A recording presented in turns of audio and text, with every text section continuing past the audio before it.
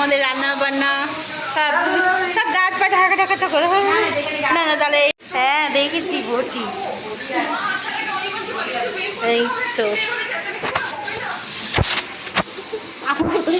শুয়ে শুয়ে ফটো তোলো শুয়ে শুয়ে ফটো তোলো সব নাকি লম্বা লম্বা হয়ে যাচ্ছে ব্যাস রান্না পুজো শুরু হয়ে যাবে রান্না বান্না আমাদের বড় বৌদি ওখানে নিমন্ত্রণ বড় বৌদি তো খেপে ডুম হয়ে যাবে